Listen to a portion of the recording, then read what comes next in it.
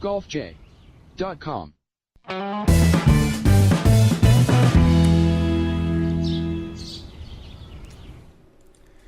Hey everybody, welcome to the golfj.com podcast on fingerlakes1.tv. I'm Jim Sinicropi here alongside Rhett Ticconi and Doug Brown inside the fingerlakes1.com studios on the third floor of the North Park building, Seneca Falls, New York on Monday, July 24th, 2017. Tonight we're going to talk about the third major of the season, the Open, the first major championship in 7 tries to be won by a current holder of a major title. So we've had 7 straight first-time major winners until yesterday, Sunday, when Jordan Spieth pulled away from Matt Kuchar to capture his third. He's now 1 win away from the career Grand Slam. And fellas, that tournament was top-notch. Was a good one. Sure was. No doubt. And thought it was going to – we thought we had hints of 2015 at the Masters, or 2016, excuse me, at the Masters. But Jordan proved otherwise this year.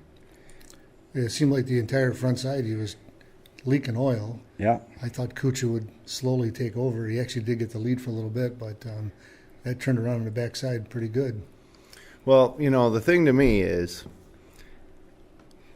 Jordan Spieth had become branded a choker almost because of what happened at the Masters, and a little bit with the Travelers a few weeks ago. A tournament he ended up winning, but he had control of and kind of let everybody back into it for holing out from the bunker in the first playoff hole.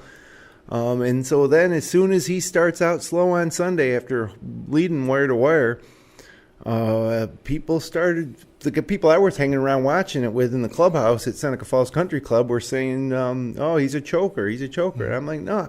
I said, you watch. He's going to end up, and it was especially during the 13th hole debacle that everybody was saying he's a choker, and he was giving away. I said he's going to win this thing in dramatic fashion. I had at that time thought it would come down to the last hole tied. Maybe he holes out a chip or a long putt or something, but he didn't wait that long. No. He decided just to look at it, rolling every putt that he looked at, and that's what makes Jordan Spieth better than everybody else, in my opinion, and that's what's been missing from his game in the past, how many majors has it been between his last one when he won the U.S. Open? It was eight majors? 8 or 9, yeah. Maybe 9. This was the 9th. That was the 9th one. Yeah. Or the 8th one. So he's not the best ball striker, no. Although his iron statistics would tell differently if you look at his iron play stats on the tour. But he doesn't strike it in a way that, in that pure tour pro type of way that you expect to see a ball get hit, and he doesn't hit drivers nearly as well as the rest of the big hitters on the tour. But there is no doubt that guy can putt like no other. Right. So you used the word choke earlier. That's a tough word to use. Yeah. But I'm sure that whatever that thought is in his head, I'm sure entered his mind on the 13th hole during that whole time when they were sorting all that out. Because you got to wonder if it was like, here we go again. And let's face it, if that continues to go bad, the media is going to hand him his butt for a long, long time. And he just looked really nervous or confused, out of sorts on that whole during that whole thing. You know, he's agitated or something. As long as it took him, and really it was, all right. He took on playable, so all right, go back to where you were on the range. I mean, it didn't seem like it was that big a deal. Like he was walking in between the equipment trucks and everything, and like you brought it back. Your line of sight. There's the top of the hill. We all pretty much knew that was where it was going to be, and just hit it. Yeah. Well, let's talk about that and jump ahead a little bit and talk about what happened on 13. First of all, the drive was further right than you. Like, I try to equate it to something that we can understand. So if we're on the first hole at Seneca Falls Country Club and we hit that drive, we're in the right rough on 18, the left rough on 18. I mean, so basically, I've never seen anybody hit it that far right, and the guys that we play with. 100 yards, easily. I mean, it's so far right. It's hard to fathom that a professional golfer could hit one that bad, and then go on to pull it back together and win. Yeah. He hit good drives down the stretch. Now, as far as that drop goes, it did take a long time. I don't know if it's all Spieth's fault or the fault of the R&A officials who were trying to make sure that it was all done correctly, but two things had to happen. First thing was they had to find his ball. Well, three things. They had to find his ball. Then the next thing he had to decide what he was going to do. Go back to the tee and re-tee or take an unplayable. So he decides for the unplayable. So now he has three options from the unplayable. Go back to the tee, like we mentioned, which he already we knew he wasn't going to do. Right. Drop within 2 club lengths, is it 2? Yes. Of where the ball was found, which was on that big upslope in the deepest rough in the course. Or the third one is to take line of sight relief, and that's what he did. And so when he determined his line of sight, he was right in the middle of those trucks, the production trucks and the Titleist truck there. And so those are temporary immovable obstructions. So now he can take relief from there to the nearest point, and after, obviously you want to collaborate with the rules officials and make sure that you're doing this all correctly, but he ended up dropping it on the range where he eventually hit from. So I just think it took a little too much time for all that to occur, but in the end it was the right way to go about taking that drop from the unplayable.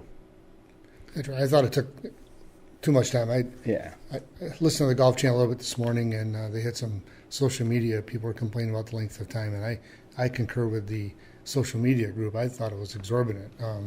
20, 25 minutes for a relatively fundamental ruling. I thought it was too long. I don't know whose fault it was, but it just shouldn't take 20 or 25 minutes. I was wondering, do they get put on the clock even though they're the final group? I mean, no, they were warned already for being out of position earlier than that. And I did see the guy with the stopwatch while they were looking for the ball. Sure. But once you get there, you get 5 minutes, and that marshal, he's going to click the stopwatch. And I saw him click it off once Jordan identified his ball. So that was not a violation there. But then from there, it was kind of a circus. You remember, I may not remember, but many, many years ago, Seve Ballesteros had to move the cars in the parking lot to play a shot. It kind of resembles that in a sense. They didn't move any vehicles in this case, but they had to part the Red Sea in order to get this golf ball dropped and played. I think Titleist will pay him a little extra. Well, Titleist got some press, no doubt about that. It's an extra problem. That's his stick. Yeah. So, and to defend the committee, when they're looking out golf courses, they're not thinking somebody's going to hit the ball over and need to move those trailers or. You're trying to think statistically where they're going to hit the ball. And like you just said, Jim, nobody ever hits the ball over there. That's why they put those trailers there. Yeah. Right? But sure enough, here Jordan Spieth in the final round parks one to the right, and that becomes one of his options. In fact, the R&A official said the first thing that he had to do was double-check and make sure that range wasn't out of bounds. Mm-hmm. But as the members play it, it's in play. Yep. And so no out of bounds there. So there was a lot of different things that had to go into making sure that was a successful drop, but definitely way too long. And the person that suffered was Matt Kuchar, who had to sit in the fairway for all that time. And, honestly, Kuchar at that point is thinking this is great. There's no way he's going to probably make a bogey. Right. I'm going to have a 2-shot lead, win my first major. Mm-hmm. I mean, why wouldn't he? As far as that goes, Kuchar was really in line to, have his defining moment. And we'll talk about Kuchar probably in a little bit about how that crushing a loss, I suppose that is. Spieth ends up, he turns 24 3 days from now, and he's got his third major title. So he's one win away from the career Grand Slam, having won the 2015 Masters and the 2015 PGA Championship. No. U.S. Open. I don't know why that says that here, but and so he joins Jack Nicklaus in winning 3 majors before the age of 24. Needs the PGA Championship victory, which he could get in a couple weeks at Quail Hollow, to become just the 6th player to win all 4 of golf's major championships, and join Nicklaus, Tiger Woods, Ben Hogan, Gary Player, and Gene Sarazen with the career Grand Slam. Now Rory is one away as well, needing the Masters. Right. And he's been stuck on that for a few years now. As a matter of fact, I think Jordan's won all his majors since Rory's won one. Yeah. So it's no guarantee, but boy, it sure does feel like just a matter of time for both of them, really, but more so for Spieth, who could really do this in just a couple of weeks at age 25. Mm-hmm. Yep. It's amazing. And again, nobody talks about Jordan Spieth the way, you watch Dustin Johnson hit the golf ball or Rory hit the golf ball, and you just say, wow, these guys are incredible. You don't do that with Spieth, but yeah, he gets it done, and his short game is amazing, and it just goes to show you, drive for show, putt for dough. Yeah, he's a magician. Yeah, I mean, not only his putting, his chipping, but his short irons too. I mean, he gets out of some precarious spots with his driver, because his driver does get him into some trouble quite a bit, but from his second shots and then anything right around the green, there's nobody better right now. But I think a lot of, you don't talk about him as much even when he's winning. Like, I mean, 2 weeks ago, unless you're really, really into it, you're not thinking as much that he won 2 weeks ago at the Travelers on that, and the way he did it. Because, he doesn't drive the ball way down the fairway. And, he's a little ornery sometimes. So sometimes it's a, love or hate with him. I think most of the people like him overall, but I think sometimes, the way, his mannerisms out on the course are a little bit, angry sometimes, to say the least, and that might turn some people off. So yeah, he seems to be a lot more, I use the word agitated, than he was during his run when he won the Masters, mm-hmm. and all that. It seemed like he was much more, I don't know, enthusiastic or whatever. Mm-hmm. But it just seems like lately he's been, the last couple of years, and I think sometimes his short game hasn't been as sharp as it was. Yeah. And I think, what was he last year, 7th on the money list, and we were kind of he was washed up or whatever. Yeah. I just think he was off by a couple strokes a week. Sure. And it makes a big deal of difference. So, although the last 5 holes, he sure as heck had it back yesterday. Yeah.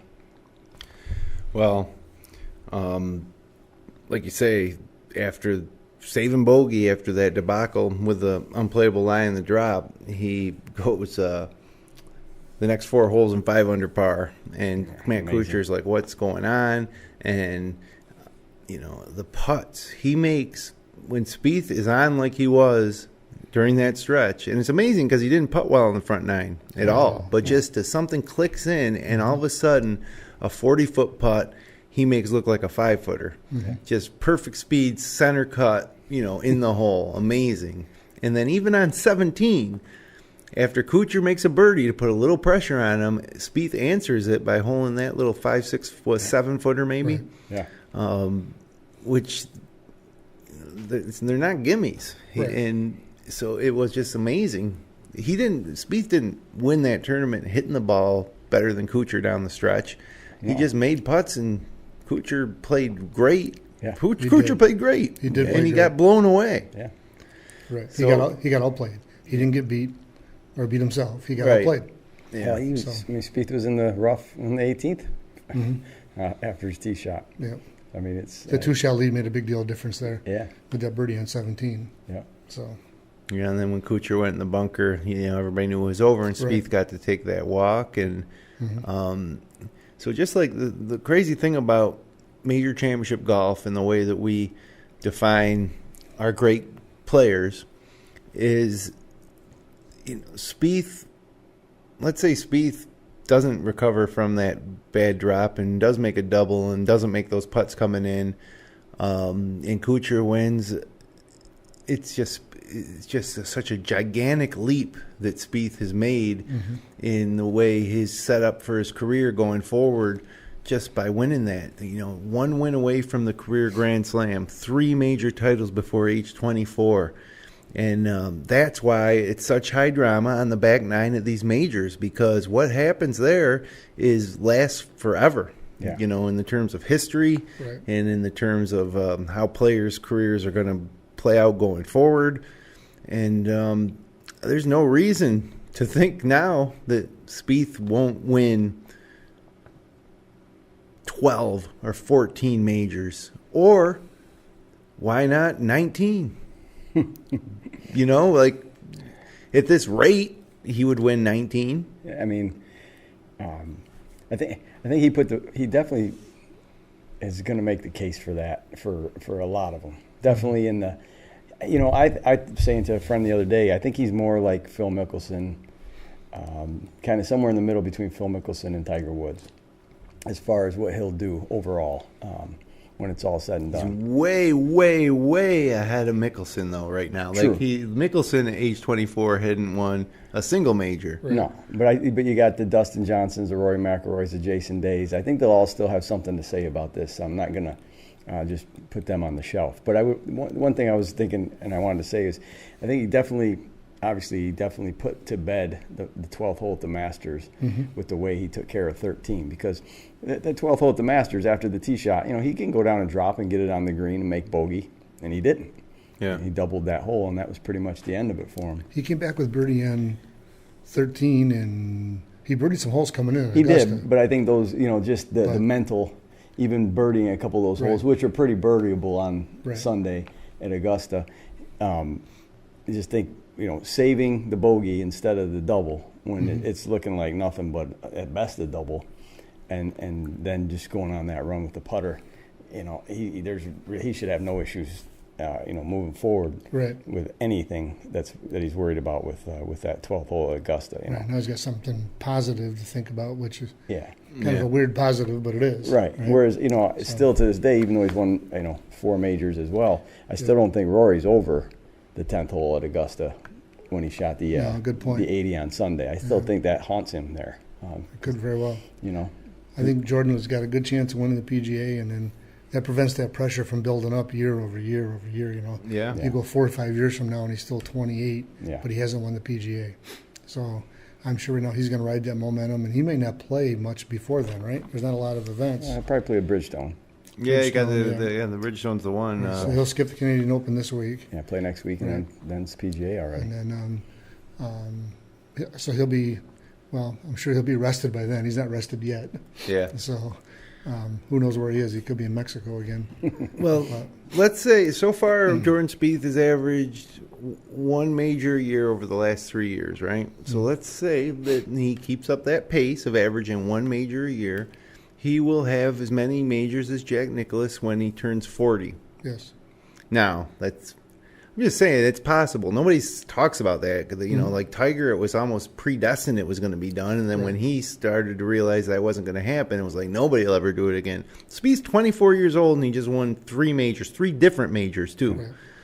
And, if he can just average 1 a year, maybe win a couple in one season, that could be this season. And then, we pick up 1 a year. But listen, that is crazy talk, because I think what will probably happen to Spieth, I can't imagine it not happening, because it seems to happen to everybody, is he so much relies on that great putting that it seems like every golfer reaches a certain age where that magic just goes away and they never get it back to the way they did. And that's true of Tiger. I don't know if it was necessary. I think it's true of Jack. Remember Jack late in his career? For him to win the Masters in '86, he had to go to that giant putter. It was almost like he was searching, obviously, Yeah, he was. So putting is something that sometimes young people just look at it as what it is, rolling the ball into the hole. It's not too much, and then you get a little older, and all of a sudden it just gets harder because your brain, I think, gets older, and you don't treat it as simple of a task as it is, and you just can't ever get it back no matter how hard you try. Overthink it. You get scars.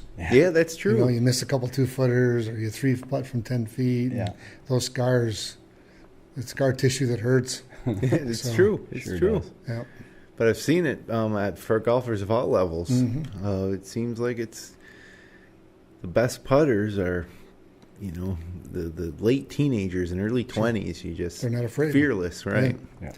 So, well, let's talk about Kuchar. Like I said, he had to feel good when Spieth was searching for a drop spot on 13 for what felt like hours, but was really just 21 minutes. Took a 1-shot lead after that hole, so he's never won a major. He's 1 shot clear of one guy. Although at that point, the Chinese Hung Tong Lee was still kind of there if they were both to falter. But Kuchar's got a 1-shot lead heading into the easier stretch of the course with a couple par 5s coming up. And, he had to feel really, really good about his chances. And he did play 1 under on the way in, which normally that one-shot lead with 5 to go in a major, and then you play 1 under on that final 5, that'll win you most majors. But unbelievably, wasn't even close. Right. Kuchar essentially played 2 under because he bogeyed 18, trailing Spieth by 2. I think that if Kuchar came to that hole tied or 1 up, he probably wouldn't have bogeyed that. Mm-hmm. So I think he even played a little bit better than the 1 under, but finishes 3 shots back in second place. And to me, as much of a great win it was for Spieth, and it seemed like, and it was a great win for Spieth. It was just reaffirming that he was the player that everybody thought he was. But almost as big a storyline for me that didn't seem to really grab that much of the discussion was just that, man, Matt Kuchar, tough. He's he's the type of player that they say, well, he'll win one eventually. Right. He'll win one eventually. Well, this was his time. He's running out of chances. And, he is running out of chances. And I just can't imagine that Matt Kuchar isn't still just sick wherever he is right now. Maybe you listen to our podcast. He probably is. But fortunately, he's not sick most because definitely. Of poor play. It's right. Like he didn't give it away himself. Hit it out of bounds on 18. I mean, he ran into a buzzsaw. Yeah. Probably one of the nicer guys on tour. I could tell by his demeanor. Yeah. Everybody loves him. Yeah. Good interview, good talker, and all that stuff, and likes to play ping pong. Yep. But Spieth just wasn't his day, as it turns out. And I thought after 4 or 5 holes on the front side, this is all Matt Kuchar. All he's got to do, in the way he plays, play even par. Yeah. Yeah. And you're going to get in the house, you're going to win this thing. Right. And starting the day behind, and he gets it. He ends up holding the lead. Yeah. You had to feel to him like this was it. This was his time. Yeah. And Spieth couldn't have had a better person to have being his playing partner with that delay. Imagine if Bubba Watson was out in the fairway waiting. Oh man, yeah, right. Cursing Jordan out, any of those guys. So I mean, he's such a nice guy. I just hope he does get one in the next couple of years here, because he's playing so well too. I mean, he makes every cut in his top 10. I mean, he's got a major kind of a game. You think about it. He doesn't shoot 62. He's not going to, but he's not going to blow up. He's going to make the cuts. He shoots 70, 68, 70, and most majors end up not a lot under par. Right. A couple of them do every once in a while, but nobody's going to shoot 30 under par to win a major championship. And he seems to be one of those 10 under par guys. And what did he finish? 8 or 9 under? 9 under, and that's his game, no matter where he plays. Yeah, and that's why he nets so many top 10 finishes, worldwide in all sorts of these tournaments. Great player. And we say he's running out of chances. 39 years old. He's got time left. He's probably, a golfer at 39 is still in his prime.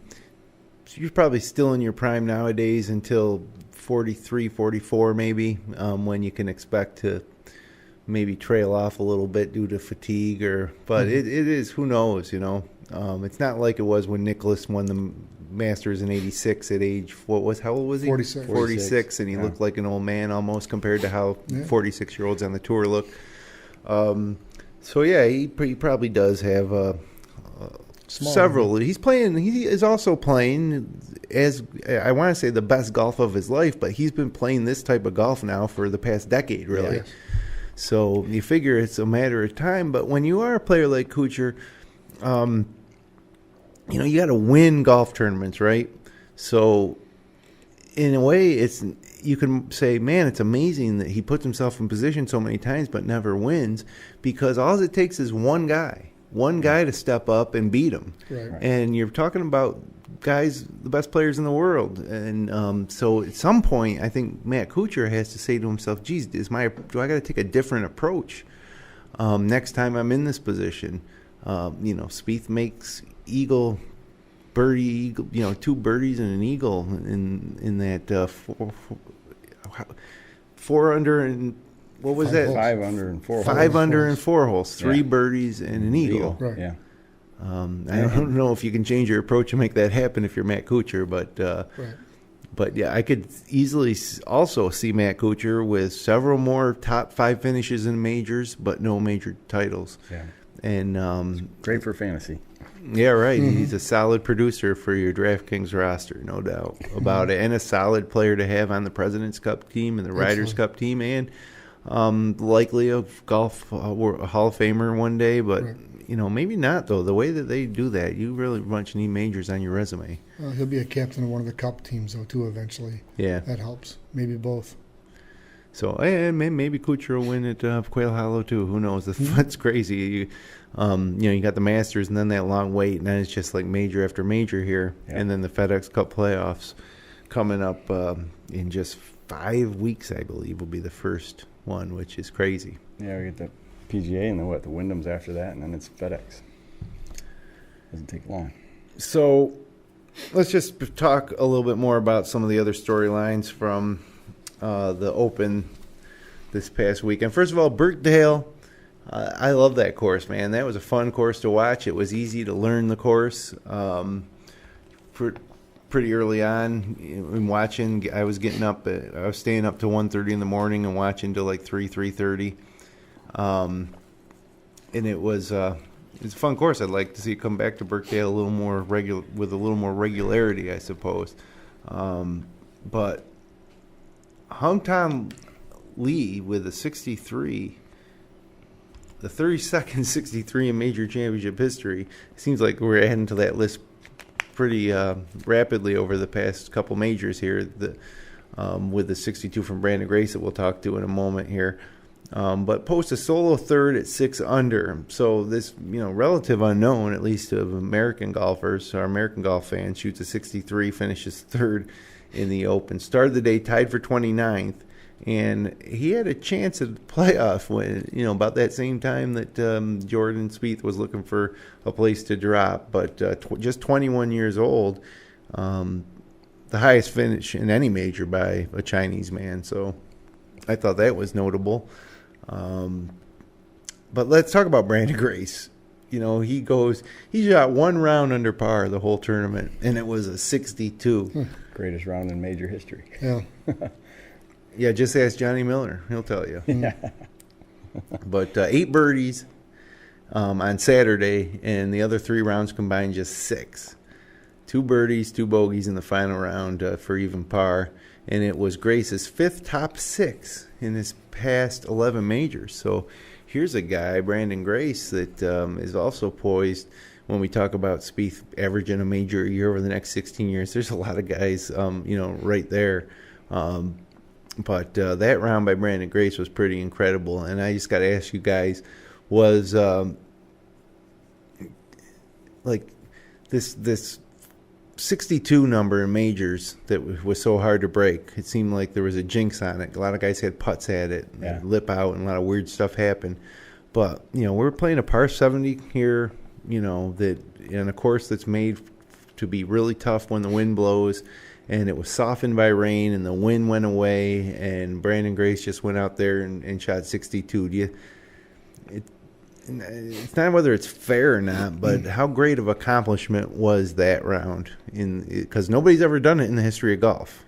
But it didn't feel to me like it was somebody said it was golf's version of the 4-minute mile, and it didn't feel that way to me. No, I agree. Timing of it, I guess, it was Saturday, and he was after a 70-74. You're not looking at him. I remember when at Southern Hills when Tiger shot the 63, I think, and that was on Saturday. But he had a putt on 18 to get to 62, but he was also the leader in the tournament. So it just felt a lot more significant than somebody going out in the middle of the day. Putt he made, it was down, right? And that putt was down, and it lipped out. Right. Yeah. Yes. Tigers, you mean? Yeah. Yeah. It was in the hole all the way and came out. But, just watching this one, they kind of picked up on it late, backside there, and just didn't feel like there was much excitement about it. Right. I don't know, being not from the United States, I don't know if that had something to do with it too.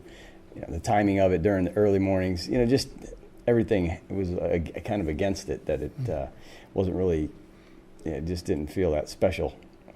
Especially when, too, it's a par 70. Right. we talked earlier in the year about when there was some 59s getting shot out there in the West Coast. Mm-hmm. We talked about there's going to be an awful lot of those coming up. And I believe that the condition of the golf course is tremendous, the equipment, the training, the players, et cetera. So I think this kind of plays into that right now with me. Yeah. I would have been absolutely excited if he shot 62 in like the Stenson-Mickelson match where the other guy shot 63 and he wins by a shot. Yeah. Right. Okay, now that's theater, and that's an awesome round of golf. These guys, they go out at 9:30 in the morning with no cameras, that type of thing. And I don't know, it's just okay. That's all. And I would say the same thing if that happens at the PGA in a couple of weeks on a Saturday when somebody goes out at 9 o'clock and does that. But no, if he does it in the final round, nose to nose with somebody, I'm not talking about coming out of the pack, but nose to nose, then that's a great round of golf. Yeah, and so it is what it is. 62, it's the lowest. That's just a fact in major championship history. Mm-hmm. But I don't even think Johnny Miller needs to stick up for himself because I think anybody will tell you that Johnny Miller's 63 at Oakmont was probably still the greatest round ever played in major championship golf. Sure.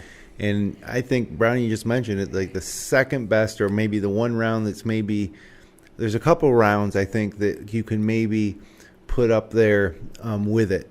And one would be Henrik Stenson last year, just phenomenal. And the fact that him and Mickelson just blew away the rest of the field shows how much special that was. A lot of people shot low rounds the day Grace shot 62. Right. And then, the others you got to look at, I think what was the low round that Tiger shot when he won his first Masters and he blew the field away?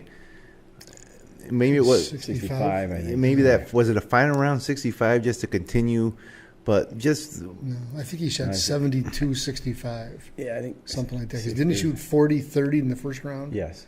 And then came back with 65, and at that point in time, he took the lead and never let it go. Right. Yeah, so I mean that just again, if you have to have some separation with the rest of the field for it to be that great a round. Right. If you shoot a 64 in the final round of the major, and some 5 other guys shoot 65, it's not that great a round. It's a great round, but it's not an all-time great major championship round. So I think what they did too was, they took the field average for all these different tournaments. So I can't remember what the field average was on for Justin Thomas's 63 at the Open a few weeks ago, and Brandon Grace's 62. They were like 5 or 6 shots better than the field average, where Johnny Miller's Oakmont round was like a lot way. It was like 8, 9, 10. Yeah. I wish I had put the numbers down in front of me, but it wasn't even close. So I think that's what you measure it by. But it's just a number. It's the same thing like is Barry Bonds the greatest home run hitter of all time? Was he a better home run hitter than Babe Ruth or Hank? Or Hank Aaron? Yeah, Hank Aaron's probably the better because he's the one who he surpassed. Or is Sammy Sosa or Mark McGwire the greatest home run hitters of all time? And they're just numbers, but you got to look beyond the numbers and make a educated decision on these things. And I think once you do that, you'll never say this 62 by Brandon Grace was the greatest round in major championship history. Right. So now that we got that cleared up, wonder what he feels about it. Yeah, he's probably just happy he had 62, and there's a lot of sponsors that give him a lot of money just because of that too. Right. So absolutely. It was a great round, to clarify. Yeah. It just wasn't historically, the greatest, the significance that we're looking for. At least according to this panel, it was not a good round. You heard it here first. That round was not that big a deal. Yeah. Just kidding. Amazing, though, that he could dominate a course like he did and then be the only time in 4 tries that he was even under par. Right. Because if he had just gone 1 or 2, averaged 2 under par for the other 3 rounds, he's going to win the tournament. I think that lends to your point as well. Having a 74 in there, 270s. It was just a great day for him, but it wasn't like he was playing great all weekend, So it didn't really play a part in the tournament. Like, I would much rather talk, and I think way more significant, about Jordan Spieth's 5 under for 4 holes after a great bogey to win the tournament. It's much more significant. So Rory starts out this U.S. Open 5 over par in his first 6 holes or something, and you're like, well, thanks for playing, Rory. Have a nice weekend. And you start thinking, geez, man, this guy is never going to win another major, let alone the Masters for the career Grand Slam. Right. But he finished tied for 4th at 5 under. He battled back, and if it wasn't for that bad start, he would have been in the mix as well with Spieth and Kuchar. So good sign for Rory fans, I think, that he is coming around and. Quail Hollow coming up. And he's had some really good rounds. It's generally been the second round of tournaments that have kind of screwed him up. Mm-hmm. But here it was just a really, really bad start. And another case in the Open where, and this is frustrating, nothing you can do about it, but it seems like the past couple of years, your tee times really affected your fortune, because it was rainy in the morning on the first day and then cleared up and the winds died down a little bit in the afternoon, and then it was, I think, the opposite the next day. Right. So those guys that went late early Thursday, Friday had an advantage. Now, Spieth didn't actually have that advantage. He went early late, I think, on Thursday, Friday. So it didn't play an outcome in the winter. It just makes Spieth more impressive, if you ask me. Right. He was one of the few guys to play good right out the gate on Thursday, because that was nasty. Mm-hmm. It was nasty. Was. And again, I'm sitting there at 1:30 in the morning Eastern time. Just I could have stayed awake. I had to turn it off, and because I could stay awake till probably 6 a.m. Just watching it. But Dunkin' Donuts. But I didn't. But yeah, one day it was that Thursday. I went to bed. I went to sleep at like 3:30 in the morning, and when I woke up to get ready for work at 7:30, the sun was shining. I went to bed. It was everybody's raining and wearing their rain gear. So yeah, Rory appears to be back in the mix, ready to go again.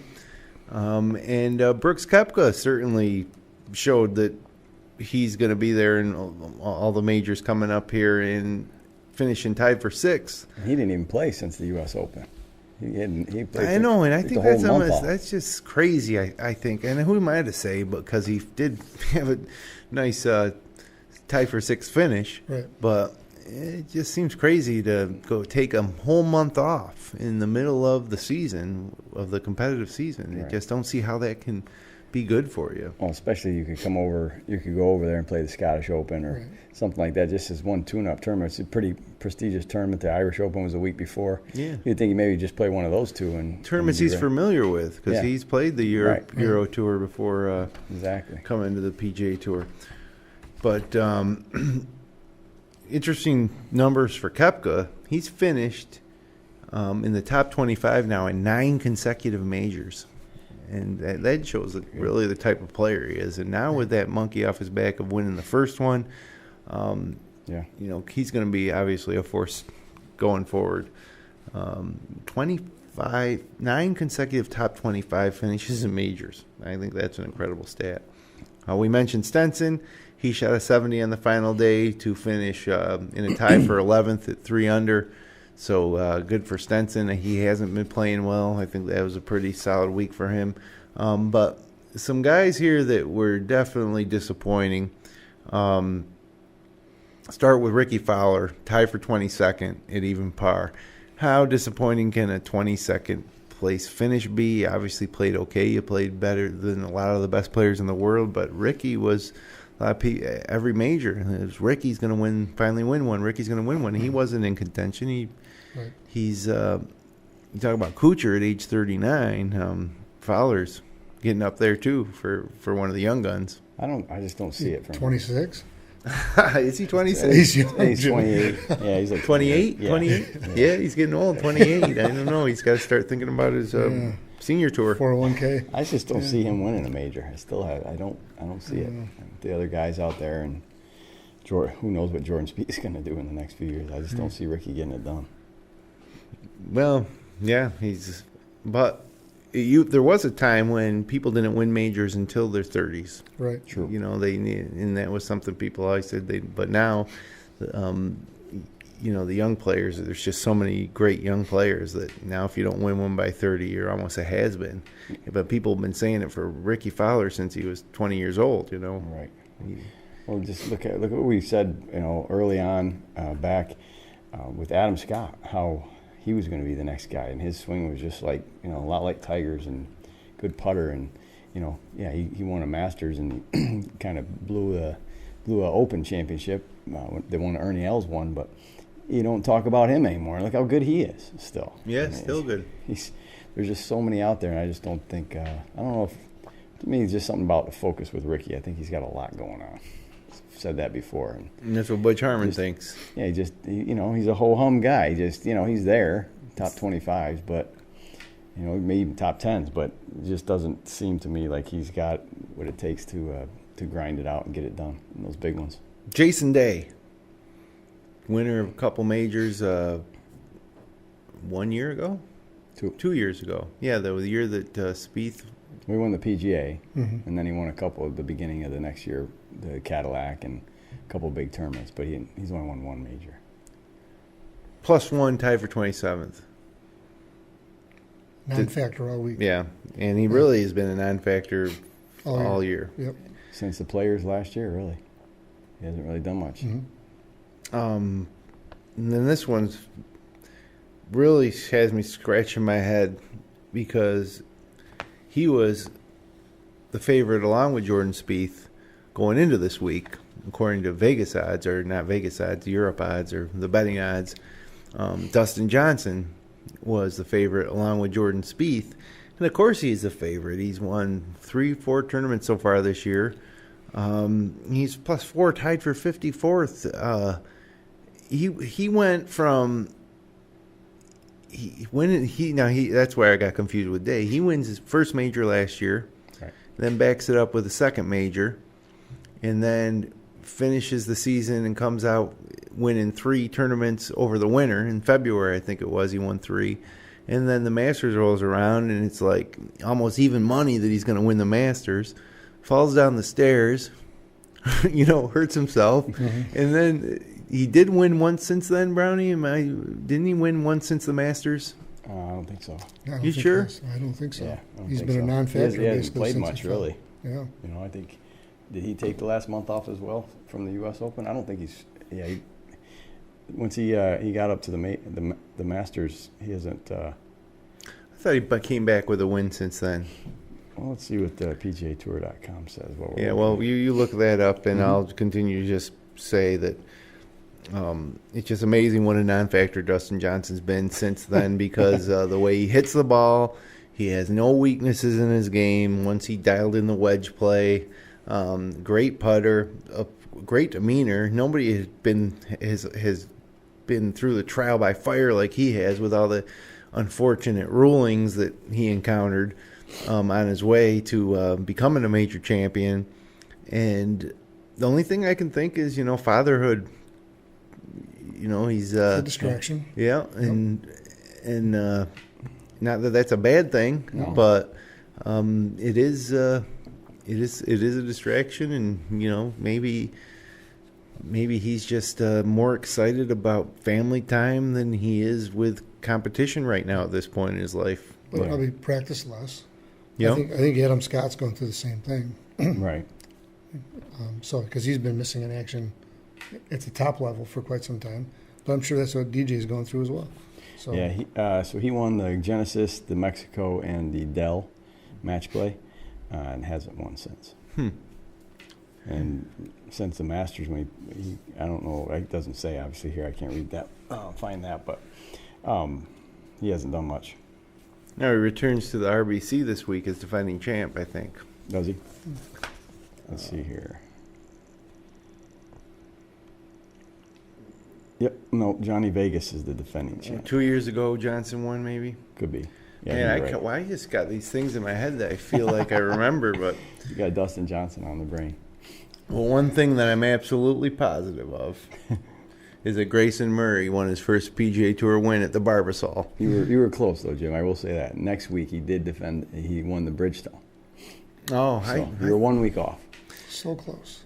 So, breakthrough victory for Grayson Murray. Not a lot of people are big fans of Grayson Murray, but he wins at the Barbasol after missing the weekend cut last week at the John Deere Classic. The rookie won his first PGA Tour title on Sunday, holing out a 5-foot par putt on the final hole for the one-stroke victory. Closed with a 368 to edge Chad Collins on Grand Nationals Lake Course in Alabama, which I gotta just wonder, what is the PGA Tour doing holding a tournament in Alabama in July? Right. I mean, come on. That's one of the cases when they talk about the dress code for the men when they were talking about shorts a couple of years ago. This would be one of them. That's just ridiculous. Yeah. I mean, it's sweltering down there. You could have that tournament in, swap it with something in March or something. I don't know, but maybe there's no spot for it. But it just seems crazy to me that you're going to hold a tournament in Alabama in July. Yeah, but keep in mind it's matched up with a major. Sure. Right, so it's one of those duplicate weeks. So, but I would think it would be hard to even attract players who would want to go down. Like people in the South are trying to come up north on vacation this time of year. Nobody wants to go down there unless you're looking for like a real bargain at Disney or something. Well, the players are going to go. The ones that are trying to win a tournament to get their career going. Yep. So The money's there. And that's what Murray did. He sure did. Masters. 23 years old, former Wake Forest and Arizona State player. Set up the winning par with a long putt from below the hole. Finished 21 under at 263, which is a tournament record for the Barbasol. Would that one get him a Masters, or is that one not a Masters? I don't believe it does for some reason. Now, we're not going to talk about Chad Collins shooting 60? No. Okay. Two better than Brandon Gray. That's right. Was Chad Collins 60 in the Barbasol, the greatest round in tournament history? In tournaments that mirror a major, the same week as a major? There's been a couple 59, so that's the third best round all year. Yeah. Right? Yeah. So deserves mentioning at least, I suppose. And we've covered that. Good job, Chad. But I got to tell you, the general perception is, all the greatest players in the world are at the Open, so I'm just going to go down there to the Barbasol and walk away with a win. I mean, it's a difficult thing to do to win any PGA Tour event. So I think that should get a berth in the Masters. I think if you're going to have a tournament and it's going to be a PGA Tour event, then it should be the same as any other PGA Tour event in terms of the basic exemptions that you get for winning a PGA Tour event. So I know he gets the 2-year exemption as a winner. I'm with the Barbasol, but he should get into the Masters. Gets the FedEx Cup points. But everything else is there. And it's up to the Masters, though, not the PGA Tour. Right. And you think about it, too, that tournament probably has more of our PGA Tour players in it than against the other majors because it's the Open. Yes. It's a worldwide field at the Open, so there's not as many PGA Tour players that get in. A lot of them do, but there's not as many. So let's go. Give him a shot at the green jacket. Come on.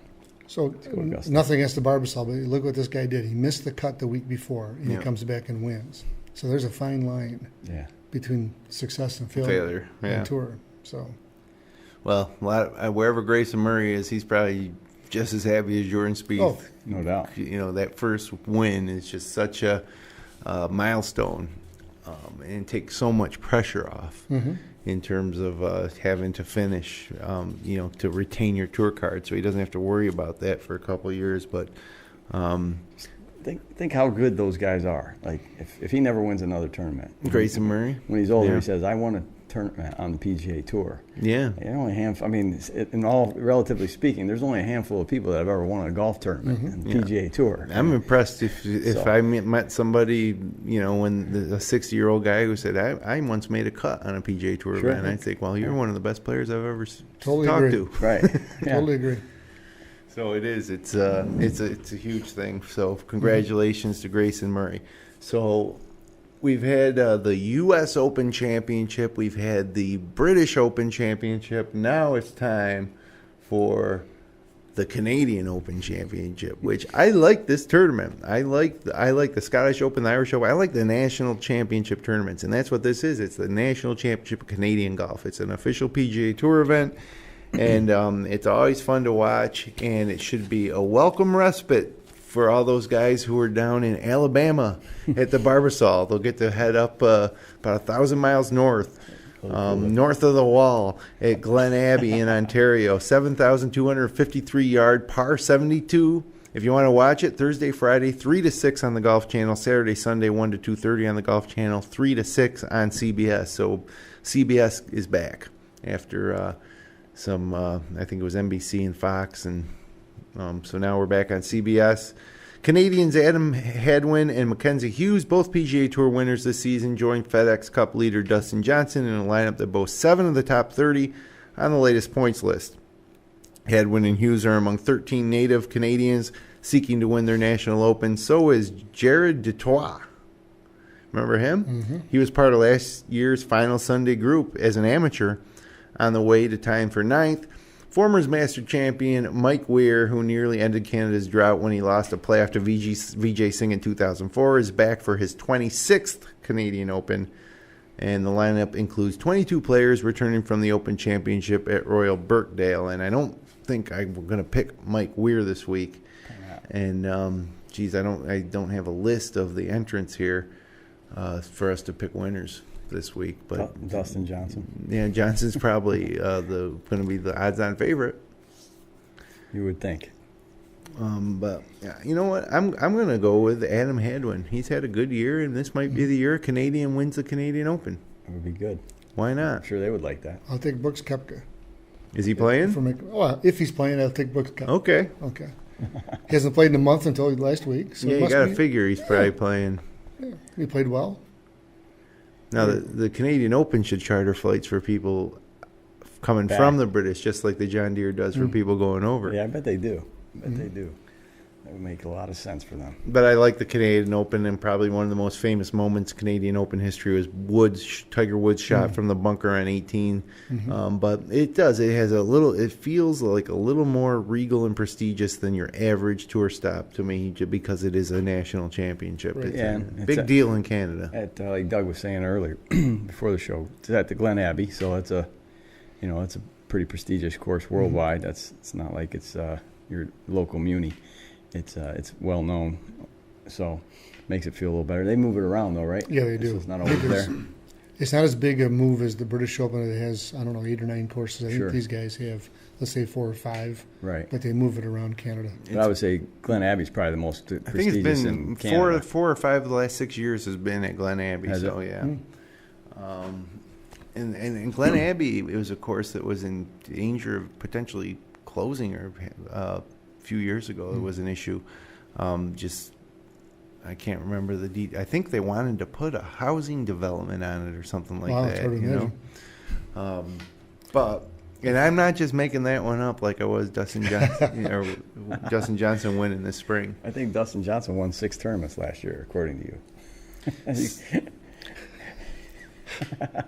If you want to go watch it in person, it's not a very big drive to get to Glen Abbey. From here in upstate New York. It's not, you haven't got to go to Toronto. It's not that far. That's right. So probably 3-hour drive, maybe. Let's go. Let's do it. Well, this is amazing stat here, too. We've had a lot of amazing stats this show.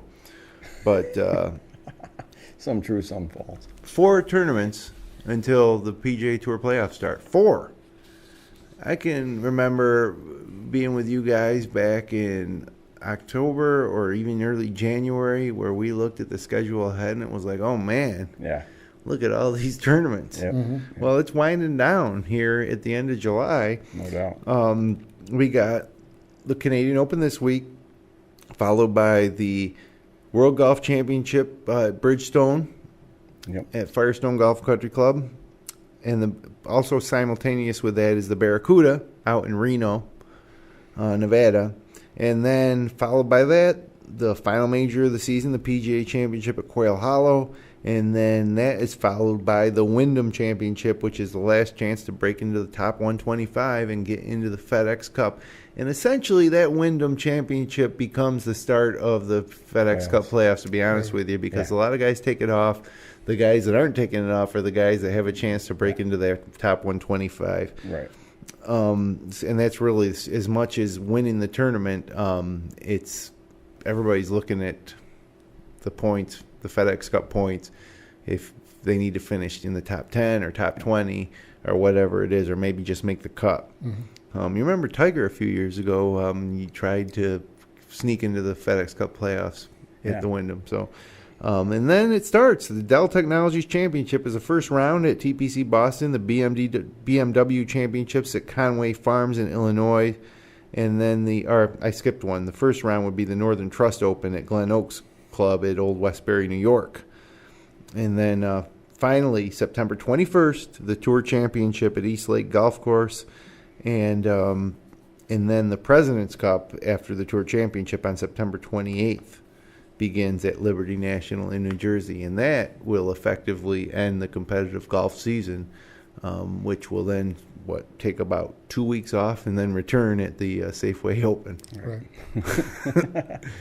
But it's amazing, man. It's been a great season so far, and now it's really great stuff from here on out. It's going to get better because I think Jordan Spieth's going to make a story. It's got a storyline to it now. Yeah, there's no doubt. Sure does. So. I mean, you're talking about. I'm sure he's going to play at the Bridgestone, which he'll be a factor there, and then take that right to the PGA, and then through on into the FedEx Cup. Did he move up to first in the FedEx Cup, or is he still trailing a little bit? Oh, you know what? I should have that, but I don't. It's okay. I don't. We won't hold it against you. You got it on your phone? Let's see. Let's see how quickly. While we're wrapping things up here. Yeah, we got about 3 minutes here. FedEx Cup. But, well, yeah, it's a great run. Canadian Open this week, and then you got a World Golf Championship, followed by the PGA Championship, and then the Wyndham, and then the playoffs. Yeah, he did. He went into first place. He's a couple hundred points ahead of Dustin Johnson. Then Matsuyama, then Justin Thomas, John Rahm, Fowler. Fowler's had a consistent year. Yeah, no, Fowler's a good golfer. I'll give him that, but he's not a major champion yet. Had a Koepka. But yeah, so Spieth is in first there, so that'll be another story too. We'll see if he can win 2 out of the last 3 FedEx Cups. Right. So yeah, the last 7 weeks are shaping up pretty sweet. Yeah, so we'll be here right throughout. We don't have any weeks off until the President's Cup, do we? No, we're going straight through. We'll preview. We'll follow up with the Canadian, but we'll preview the Bridgestone. So then leads into the preview of the PGA and what have you. So we're pretty busy the next few weeks. And then the playoffs. Yeah. And the playoffs. Absolutely. And maybe we'll throw a couple product reviews in there for you. We'll get some We going. got a couple things in the till. Yeah. And that'll be that. So 3 of the 4 majors down. Jordan Spieth once again back on top of the world of golf at age 24. He's the next greatest of all time. 20 to 25 majors. Well, he's in all this time of the past couple of years where we've been anointing different people as the new greatest of all time. For a while it was Jason Day. For a while it was Dustin Johnson. It started with McIlroy. It was Spieth at one time. Spieth's the only one who's come back and done it after that initial stretch where we're like, nobody's ever going to beat this guy again. Well, Spieth has now come back and won again, and nobody else has. So we'll see what happens at Quail Hollow in a couple weeks. But for now, guys, thanks for spending some time with us here on the GolfJ.com podcast. Connect with us online and Twitter at the GolfJ, on Instagram at the _GolfJ, and on Facebook at facebook.com/GolfJ. All of our episodes and the best of the wide world of golf on the web can be found at golfj.com. We'll be back next Monday night at 9 o'clock p.m. Until then, friends, hit 'em long, not often.